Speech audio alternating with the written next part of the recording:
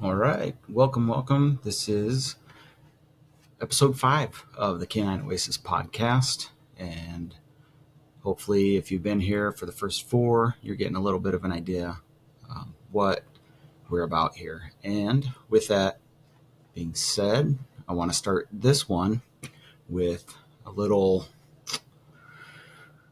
blanking words now that I'm recording. Hit record and that happens. So we're going to do, it's not a contest. Well, I guess it's a contest, yeah. So if you've listened to all 5 episodes, you feel like you have an idea of what we're about, you can read the description of the podcast. And then if you're interested, you could write an intro. So I've got a guy, he does music and voice for the intros, and he just needs a script. So if you will write a script for me, and whoever I like best and decide to use, I will either give you a $10 gift card, or if there's a rescue or shelter that you like, I will donate $25 to them in your name. So I think it's cool. I might join myself. But yeah, so starting with that, still got a lot of technical stuff. I'm in the middle of setting up a podcast hosting service that will get this out to Apple Podcasts and Spotify and all the places. So learning lots and growing lots, and went back and did a slight bit of editing, trying to clean up the earlier recordings just a little bit. And yeah, I got a lot of room to grow, but we're in the right place to do it, right? So today's episode, I just wanted to do kind of a little bit of a state of the union for the business and where we're at. So I got one more location to look at from the current listing. We'll talk about them and see if we want to move ahead with one of those, start working on plans, get the actual square footage, and then that can help me determine kind of where the breakdown's going to be of how big the play areas for the park are going to be, how much room we have for retail, if I can have grooming set up in the location, if we have plumbing for that, how much boarding and daycare we can accommodate, and all that stuff. If I have outside access, if I could get a decent area outside, that would be awesome. The 2 of the locations I think have that potential, and that would be great for throwing some turf out and a pool or something like that. So nailing down that will help us adjust things for the business plan, figure out how much money we got to put together. Then we'll do the pre-launch. Super excited to be able to offer that to people, that if it's a service that they believe in, that they love, to either pre-sign up and just make sure that they're guaranteed a spot, because I imagine we're going to get to a point where we have a waiting list of people who would like to use it. Normally in the cooler months, there's a lot of dog parks that are just loaded and they're all empty right now. It's just too stinking hot. So I imagine there's going to be a waiting list. So if people pre-sign up, they'll be able to make sure they get a spot there, a place for their dog to play. And then also a founders program that allows people to put a little bit more money in to get some recognition. I have this dream of, like, people who join the founders program will do an imprint of their dog's paw in plaster or cement or something like that, and then make a wall out of it, or some kind of a display, and a goodie bag that's going to have a bunch of swag and discounts and just cool stuff in it. I'm trying to just load that up with value, and then discounts and perks for the park, the services we offer there, and then one of the newer additions, a mobile dog gym that I'm excited about. So working on that. We'll have to start reaching out to groomers and trainers and looking at hiring people. So if you know somebody in the west side of Phoenix that loves dogs, you can give them the email. You can send them to info@thecanineoasis.com and start putting together a team. That's pretty exciting. We got to work on money and what we don't get from the founders program, pre-sale type stuff. And then I got to figure out if got some work with some investors and things like that. But I believe very strongly that I don't want somebody else's money coming into the situation and then trying to determine what we do based on just profitability or the return on their investment that they're looking for. So if like they believe in what we're doing, want to give some money, cool. But I'm definitely not going to be beholden to somebody else, because that's basically what the problem in healthcare has been for me, that the bedside folks, even from the doctors being told what to do, from administrators and politicians and insurance companies, and sometimes not being able to make the best choice for their patient. And then as nurses and technicians, respiratory, radiology, whoever, to know the effects of those things. And just knowing whoever's making the decisions, they're doing it based on spreadsheets typically, and it's not always the best, often is not, for the actual thing you're there for. So you're there for patient care. Patient care ought to be the first thing that you consider. So I'm building this for dogs and their people, so I want to do what's best for dogs and their people, and feel very strongly about that. So a little long-winded explanation why I don't want equitable investors to be pushing buttons or kind of trying to make demands. So get the money together and start build out and all that jazz. So a lot of stuff coming up pretty quick.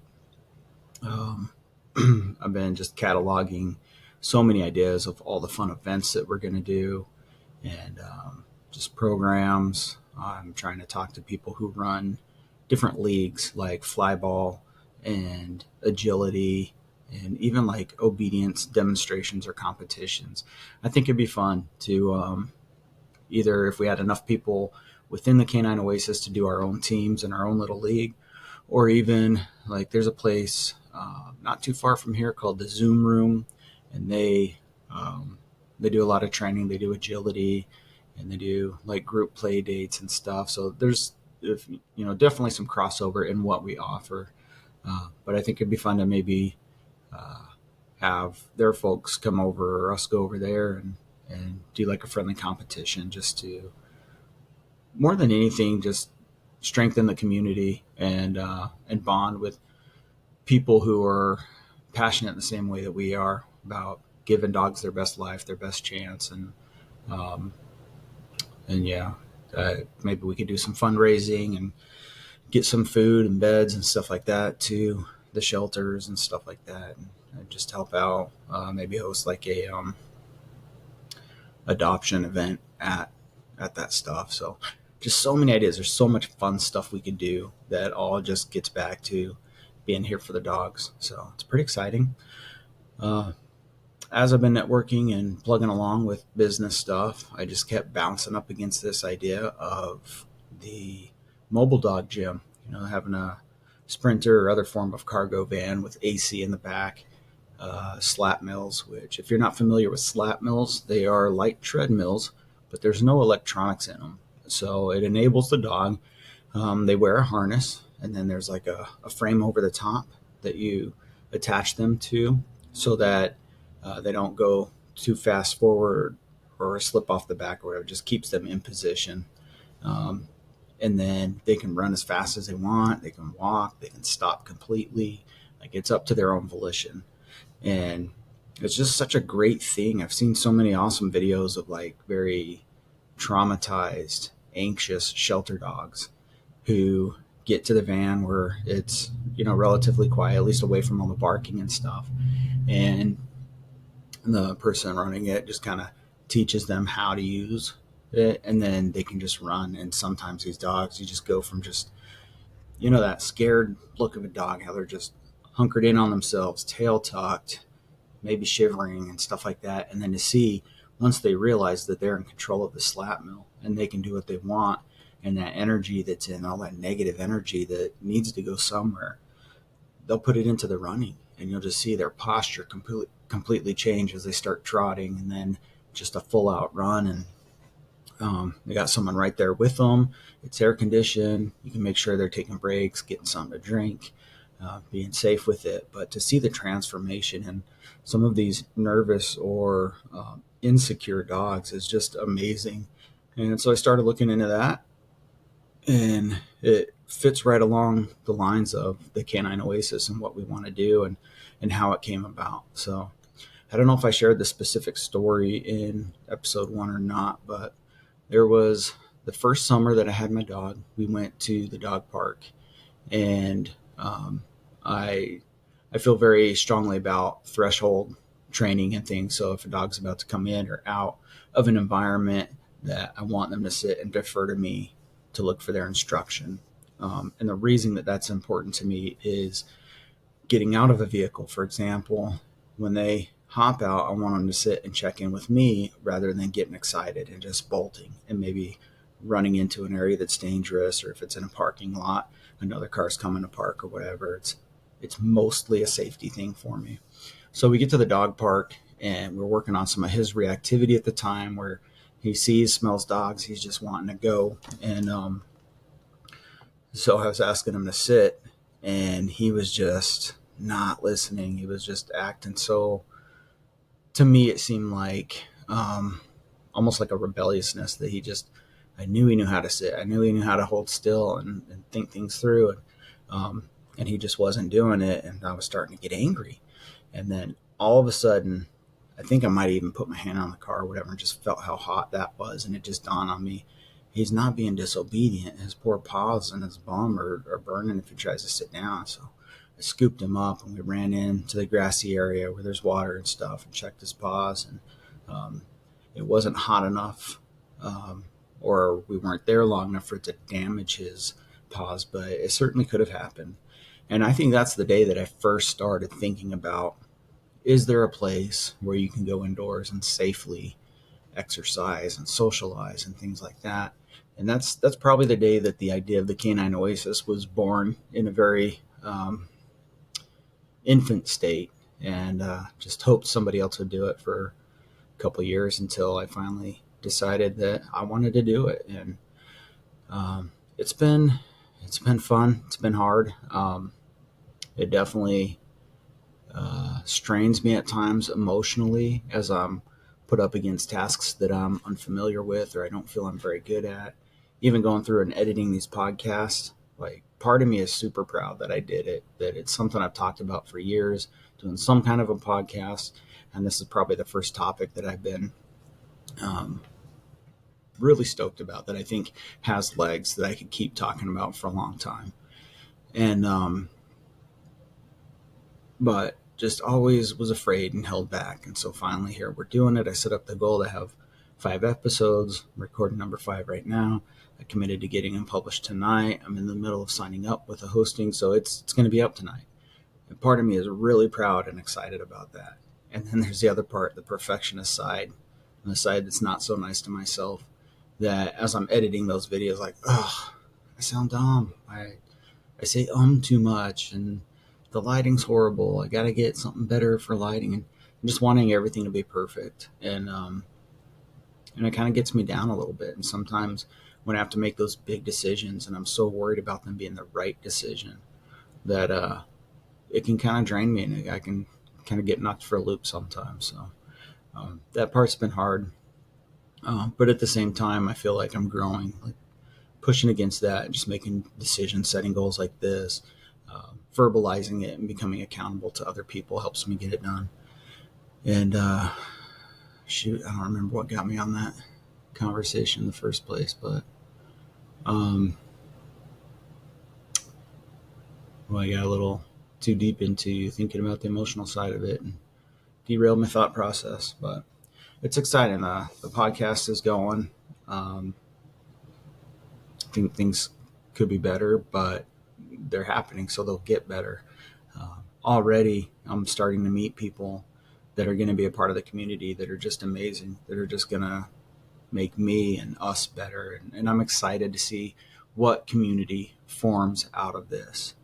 And I hope, if you're listening, I hope you're part of that community. I hope you love dogs, and I hope you love the idea of people helping dogs and not beating each other up. I've seen just so much, just probably over the last week and a half now, just crazy. People make a cute video with their dog, and then half the comments are like, "Oh, you're so disgusting. You're the devil. And someone should take that dog from you." And there's nothing abusive done or whatever. They just disagree with. The one was like this guy helping his dog clean up spilled dog food, and the dog's having fun. Like every time he moves his hands in to scoop it up and put it in the bowl, the dog's just like hungry hippos, man, going after that food, and comes up chewing a new mouthful. Like for him, it's just extra food, and he's excited. Just all these comments of like how hateful people can be, and saying that his dog, who I'm sure this guy loves and whatever, the dog seems very comfortable with him, and the idea that we know better and we should take him. Like, okay, if someone takes that dog, where does it go? In the shelter? And maybe ends up getting euthanized? Like, to me, that's crazy. So I'm not interested in that component making its way into my community, and I plan to be very vigilant against it. And, going back to what I said earlier about money, it's not all about the money. So if someone is coming and they're hateful and they want to fight and argue and criticize people, I don't need their money, and will invite them to either evaluate what they're doing and make a change, because it's always nice when we become better versions of ourselves, or to find a different community, because I want this to be a special place where our dogs are excited. We have this lady that we've, I guess, kind of adopted. She always texts me or tells me, I'm being your Jewish mother. And I love it. She takes good care of our family emotionally, and it's always just doing nice things for us. And we get to go help her with things. And shoot, why am I talking about Edna? It must be time for bed. I keep losing my train of thought here.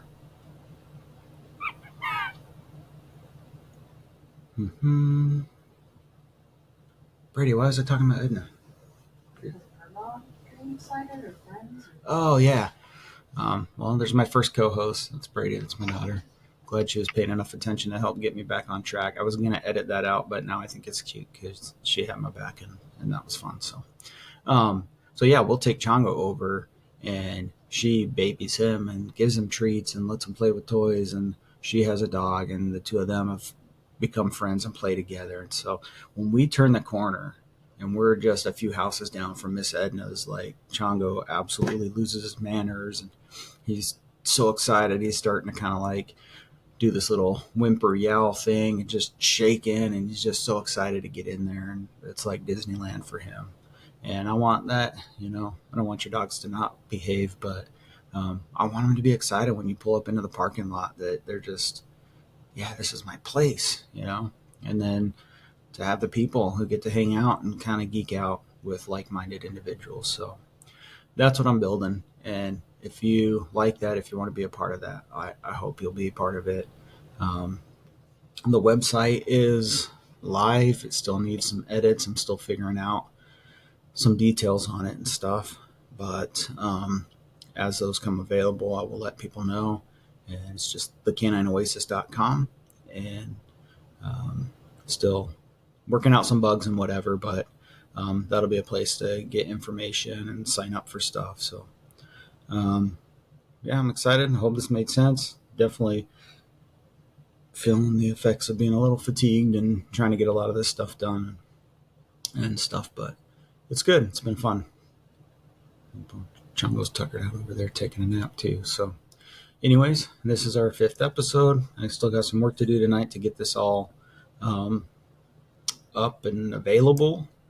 And as always, please like, subscribe, share here and throughout social media. We could really use that. Just thinking about the community I talked about. If someone you think of fits that bill, then invite them to like our TikTok Instagram, Facebook, YouTube, and even if they're not close by, obviously the physical dog park is primarily going to be for people, the west side of Phoenix, but this idea and the community is going to be so much bigger than that. And being able to get together with people, whether that's physically or intellectually and financially to help dogs out, I'm pretty excited about that. So like, subscribe, share, and we'll see you next time. Thanks.